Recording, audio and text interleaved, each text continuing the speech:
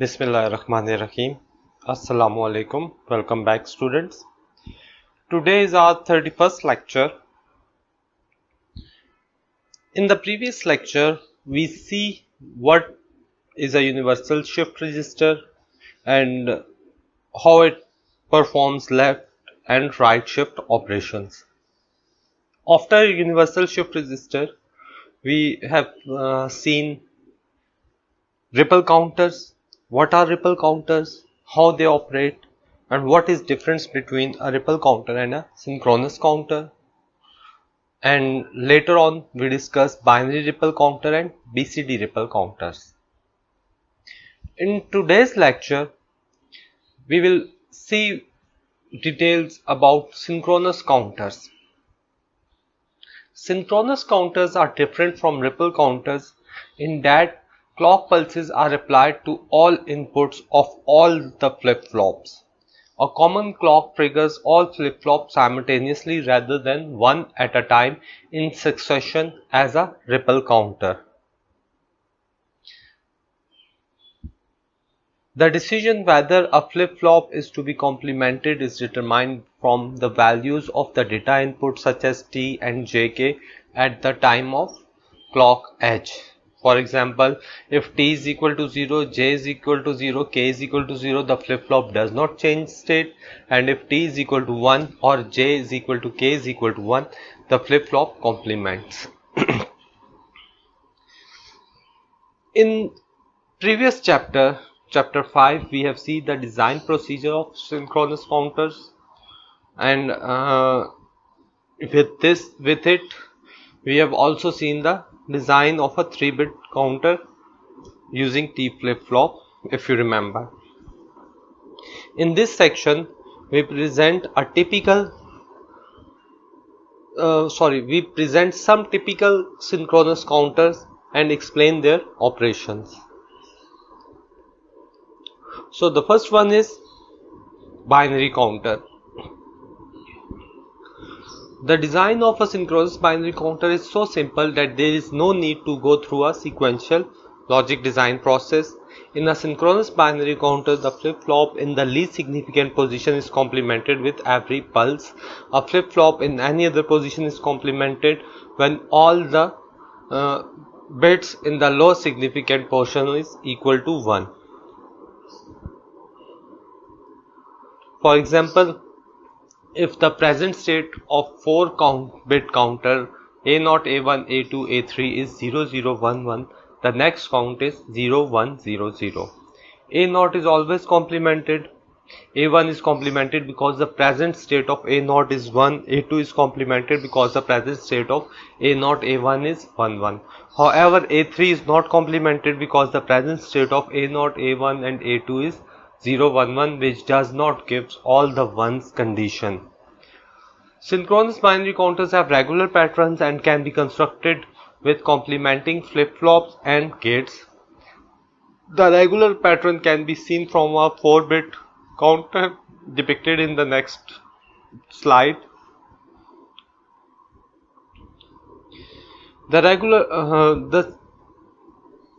From here we will see this design. You can see that the C input of all flip-flops are connected to a common clock. The counter count is enabled by count enable here. If the enable input is 0, all JK inputs are equal to 0 and the clock does not change the state of the counter. The first stage A0 has its JK equal to 1 when the counter is enabled here, and on the next clock edge that A0 is toggled from 0 to 1 and then 1 is passed to the other flip-flop, changing the state of its from 0 to 1, and then if both inputs above are 1 1, then the third one JK input goes from 0 to 1 and the output A2 toggles from 0 to 1, and then so on. And we can add more flip-flops using AND gates. to the next stage to make a bigger one. Note that the flip-flop triggers on the positive edge of the clock. The polarity of the clock is not essential here, but it is with the ripple counters. The synchronous counter can be triggered with either the positive or negative clock edge. The complementing flip-flops in a binary counter can either be JK type, T type, or D type with XOR gate. The equivalency of these three types are discussed in the previous chapter. अच्छा, last time हम लोगों ने देखा था कि क्या universal shift register क्या होता है, रिपल काउंटर्स क्या होते हैं, बाइनरी रिपल काउंटर्स क्या है, बीसीडी रिपल काउंटर्स क्या है. हमने देखा था कि यूनिवर्सल शिफ्ट रजिस्टर कैसे आपके पास शिफ्ट लेफ्ट और शिफ्ट राइट ऑपरेशन परफॉर्म करता है और फिर कैसे हम इस पे सीरियल और पैरेलल लोड्स को के लिए इनको यूज कर सकते हैं. उसके बाद रिपल काउंटर्स का हमने देखा था कि काउंटर्स की एक बेसिक फॉर्म है रिपल काउंटर्स. हर जो क्लॉक है वो फर्स्ट फ्लिप फ्लॉप की आउटपुट से कनेक्टेड थी, ठीक है. और उन रिपल काउंटर्स में हमने देखे थे दो बाइनरी रिपल काउंटर और बीसीडी रिपल काउंटर्स की एग्जांपल्स देखी थी. आज हम सिंक्रोनस काउंटर्स पे बात करते हैं. सिंक्रोनस काउंटर्स और रिपल काउंटर्स में एक डिफरेंस यही है कि सिंक्रोनस काउंटर्स में जो क्लॉक इनपुट है वो सबकी सेम होती है, ठीक है. कॉमन क्लॉक इनपुट होती है जो सारे फ्लिप फ्लॉप्स को एक साथ ट्रिगर करती है. ये नहीं कि एक वन एट अ टाइम नहीं होता रिपल काउंटर्स की तरह. अच्छा, अब फ्लिप फ्लॉप को कॉम्प्लीमेंट करना है या उसी स्टेट में रखना है, ये वैल्यूज टी और जे के डिसाइड करती हैं. वैल्यूज इनपुट की वैल्यूज डिसाइड करती हैं. अगर टी जीरो होगा, जे और के दोनों जीरो होंगे तो फ्लिप फ्लॉप की कंडीशन चेंज नहीं होती है. और टी वन है, जे के भी वन है तो आपके पास आउटपुट टॉगल हो जाएगी. प्रेजेंट स्टेट और जो प्रेजेंट स्टेट और नेक्स्ट स्टेट है वो नेक्स्ट स्टेट जो है वो प्रेजेंट स्टेट का कॉम्प्लीमेंट आ जाएगा. इस सेक्शन में हम यही सिंक्रोनस काउंटर्स को डिस्कस करेंगे और जो सबसे पहला सिंक्रोनस काउंटर आता है वो है बाइनरी काउंटर. अच्छा, अब बाइनरी काउंटर का डिज़ाइन इतना सिंपल है कि हमें किसी सीक्वेंशियल डिज़ाइन या सीक्वेंशियल स्टेप्स की तरफ जाने की ज़रूरत नहीं होती है. हम इसको डायरेक्ट भी बना सकते हैं.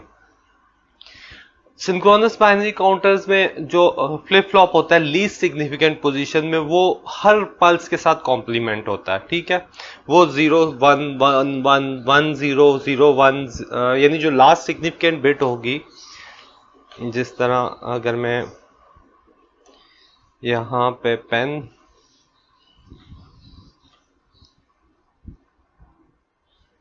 स्क्रीन, अब जिस तरह ये ए नॉट है, A1 है, A2 है, ठीक है.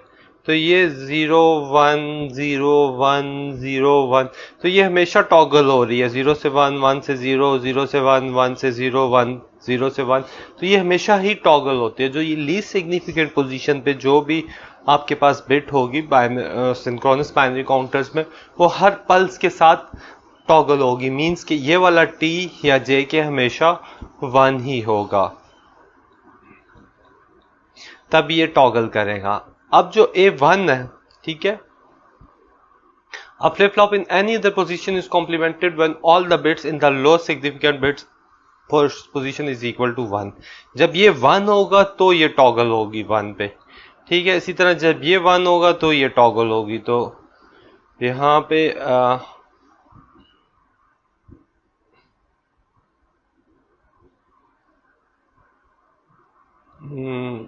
नहीं, हाँ जी, ये इस तरह से टॉगल होगी.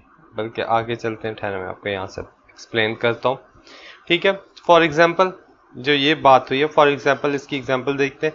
अगर मेरे पास A0 A1 और A2 जो है उसकी वैल्यू 0 0 1 1 है, ठीक है. अब जो नेक्स्ट काउंट होगा वो होगा 1 0 0, क्योंकि लास्ट दोनों पोजीशन के ऊपर दोनों वंस हमें मिल रहे हैं, इसलिए जब ये दो वंस मिलेंगे तो यहाँ पे ये टॉगल होगा, ठीक है. तो ये 1 0 0 आ गया.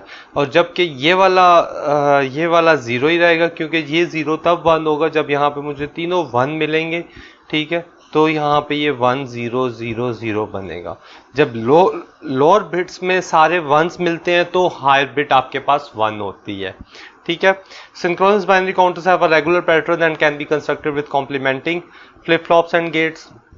इनका एक रेगुलर पैटर्न होता है, यानी 0 1 2 3 4, ये नहीं है कि बीच में इनका काउंट का पैटर्न चेंज होगा। इनका एक रेगुलर पैटर्न होता है, इसीलिए इनको हम किसी भी कॉम्प्लीमेंटिंग फ्लिप फ्लॉप्स और गेट्स की मदद से बना सकते हैं, ठीक है। Note that the flip flop triggers on the positive edge of the plot.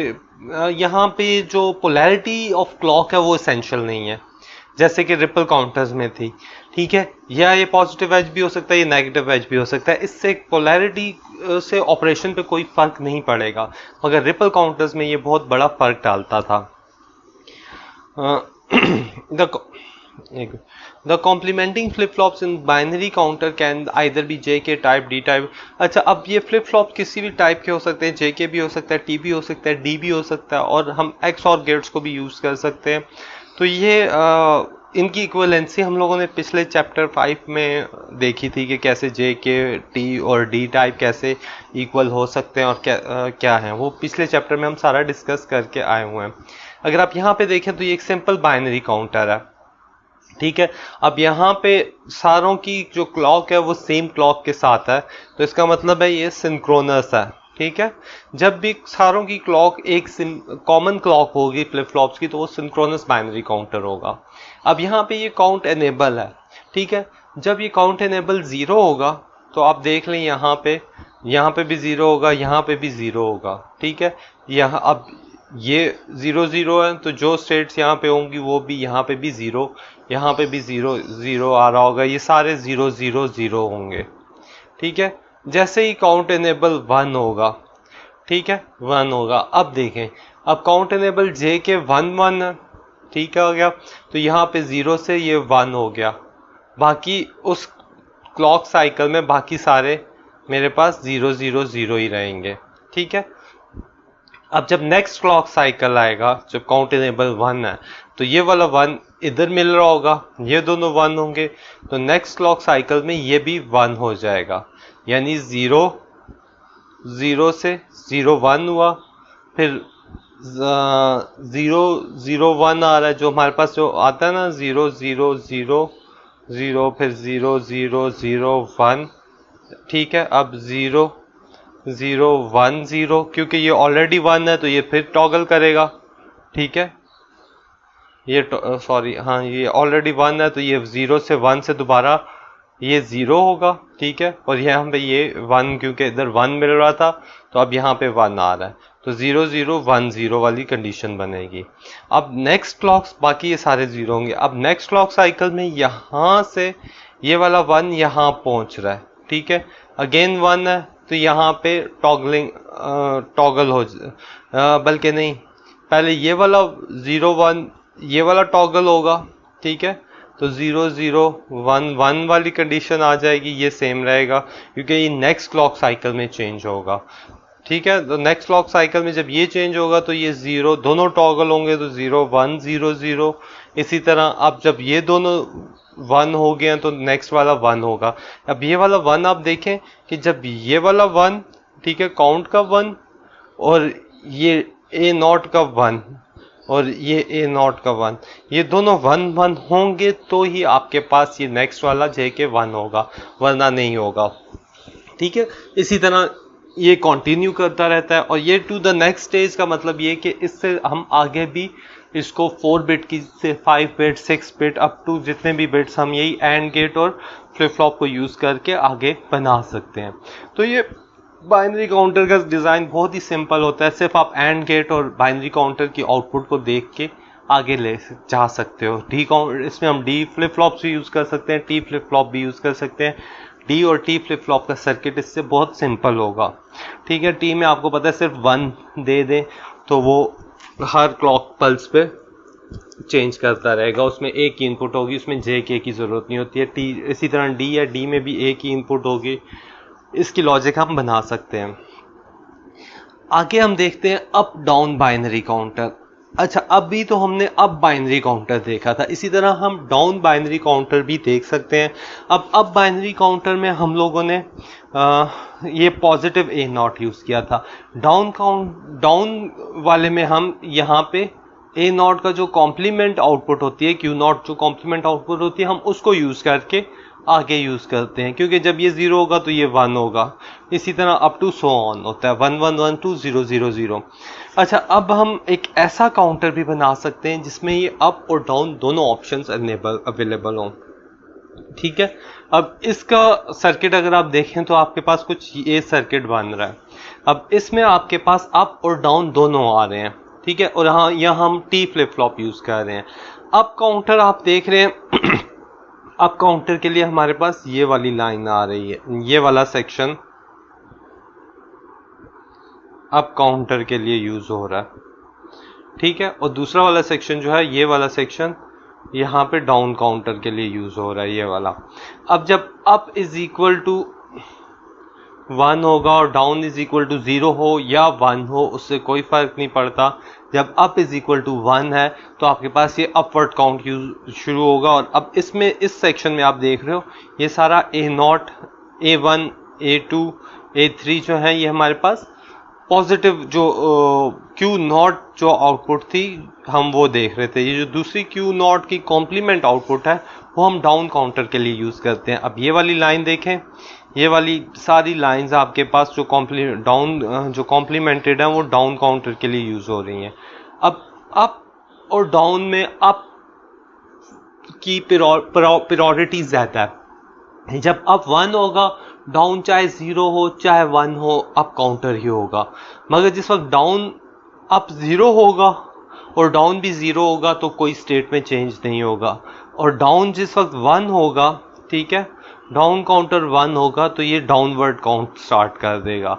अब देख लें, अब 1 होगा तो यहाँ पे 0, 0 होगा तो ये 1 होगा। ठीक है, अब 0 होगा तो डाउन काउंटिंग स्टार्ट होगी, वरना नहीं होगी। तो डाउन 1 है, इसका मतलब है कि अप काउंटर की प्रायोरिटी हाई है, कि जब अप 1 होगा डाउन काउंटर की वैल्यूज को वो कंसिडर नहीं करेगा, वो अपवर्ड काउंट का स्टार्ट कर देगा। तो जिस वक्त डाउन 1 होगा, अप 0 होगा तो ही डाउनवर्ड काउंटिंग स्टार्ट होगी।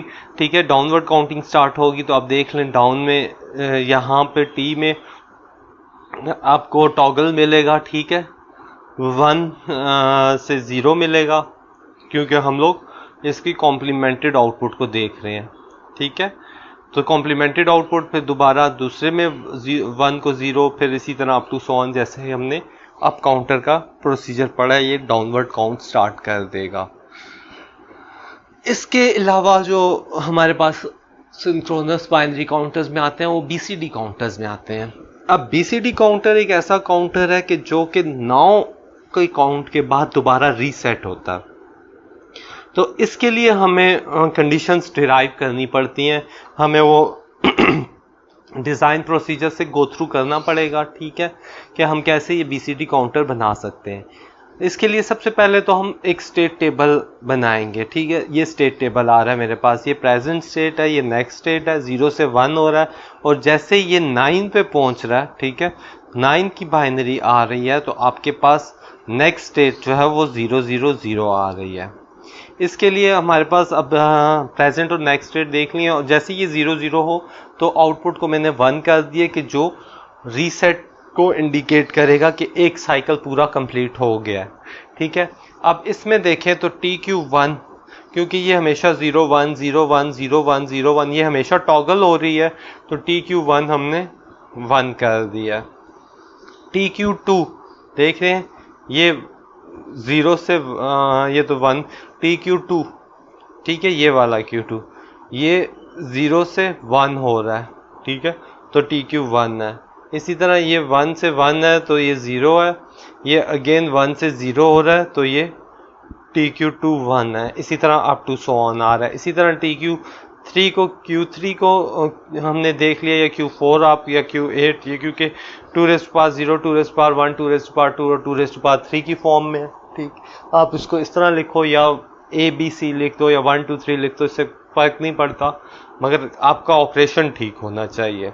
ठीक है, अब जिस तरह TQ4 की अगर बात करें, ये यहाँ पे 1 इसलिए हो रहा है कि जो फोर्थ बिट है, ठीक है, वो यहाँ पे 0 से 1 हो रही है।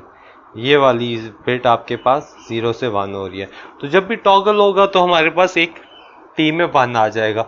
अब इन कंडीशंस के ऊपर हम इक्वेशंस बना सकते हैं।